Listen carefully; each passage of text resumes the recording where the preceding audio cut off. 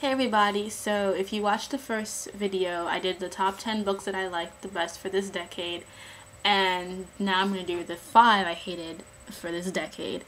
And my hated list will be controversial for two of the reasons, for a couple of the books, but this is just my opinion. You disagree? Feel free. You don't? Good for you guys. Okay. Number 5 and 4, I'll explain why I hate them both at the same time, because you're going to be wondering why I hate them, and it's going to be easier if I explain them both at the same time. So, number 5 is The Other Boleyn Girl, and number 4 is The Constant Princess. These are both by Philippa Gregory. Let me explain to you why I hate these two books.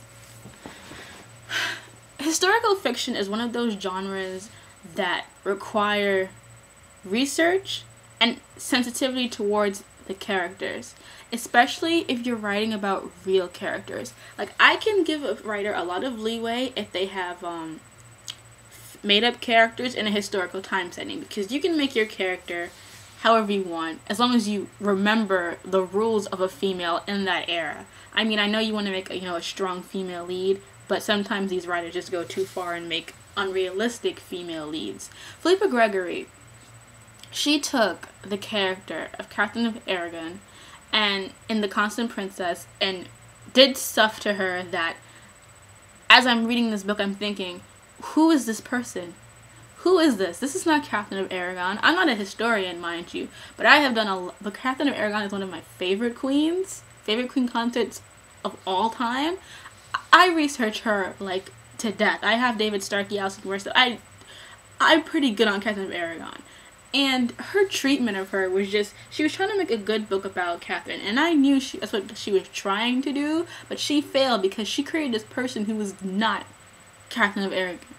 And I don't mind when writers want to be creative and make new things about characters, but they're not characters. They're real people. They had real traits. You cannot give them traits that they did not possess in real life. You're supposed to build on what they had and give them into situations that make sense for them, not make them when they were biased Catholics best friends with Moors.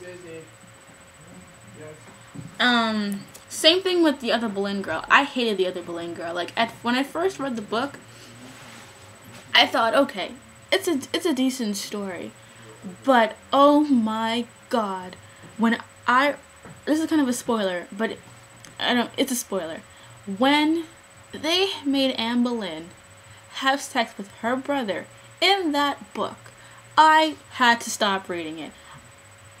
It was one of the most... how do I explain this? It was a scene where I read it and I'm just thinking, what is this woman doing? What is this woman thinking? Because Philippa Gregory reminds me so much of Stephanie Meyer. She legitimately thinks that she's writing history when she's really not. And mind you, I'm not Anne Boleyn's biggest fan. I like her. She's on the same level as Jane Seymour to me. I like her.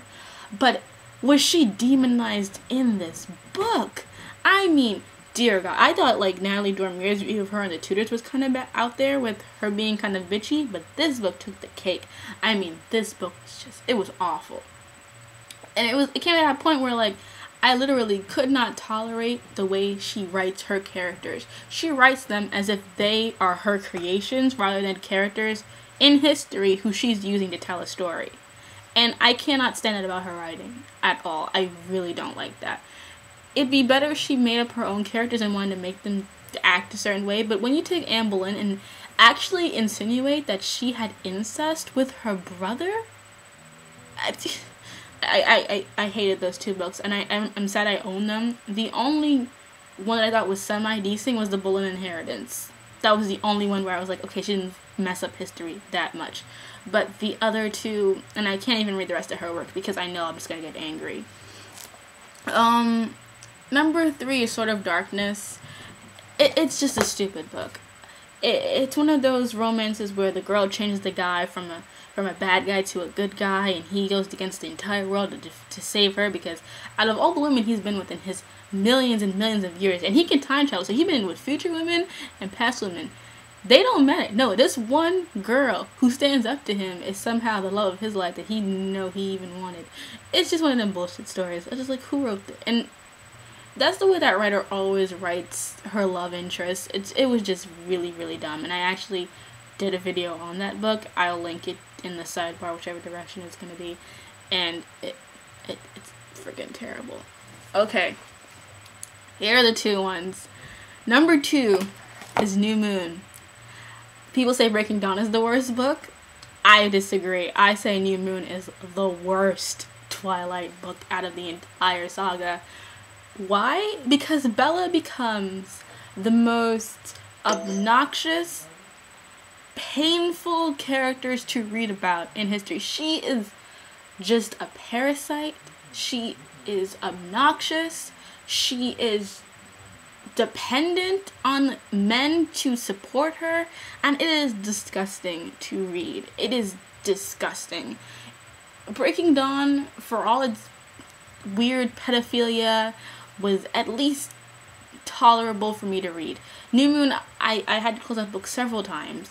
Her upset that she doesn't want to get old, because then she'll be older than Edward, and she's the only somewhat saving grace in that book was the Volturi. But now, whenever I think of Jane and Arrow, the movie is now in my head. So even that's ruined for me. I can't even enjoy the Volturi anymore. That entire book was just a shithole. I hate that book of all the series. Even Eclipse, Breaking Dawn, New Moon is the worst book in the series. And I know there are some Twilight fans who agree because there's no Edward, but it's just terrible. But it's not number 1. No. Up until a couple months ago, it probably would have been number 1 on the list. Not anymore, ladies and gentlemen. Number 1 on my list is Evermore by Alyson Noel. It was so bad that I could not bring myself to read the last 5 pages of that book. I was so close, but I couldn't do it. Could not do it. When the bad girl, when they killed the villain and she died because she didn't have any love, because of love. When she died because of love, that is literally what happened. She dies because of love. I stopped reading and I could not finish it. I did not have the mind. I could not. It was just like, what? Love? I stopped. It was one of it has gotta be one of the worst books I have ever read. My brain literally melted in my brain. It was just like, psh. Worst book I've read in the decade. It gets that honor of being the worst book Melina Pendulum has read in a decade. And, please don't read that book. Please don't read that book. It'll kill you. But anyway, that's my list. I want to hear what you guys thought was the worst 5 books of the decade. And yes, you may put the entire Twilight series on that for 1 through 4 and then put it right in a book for 5. That'll just make me giggle. But have a great new year, and I love you all, and see you guys soon. Bye.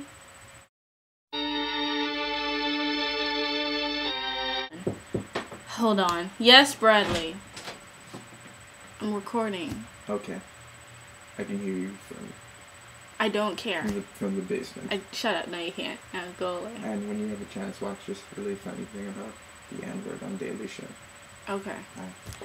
Up until a few months ago... Breaking Dawn Bradley! sucks!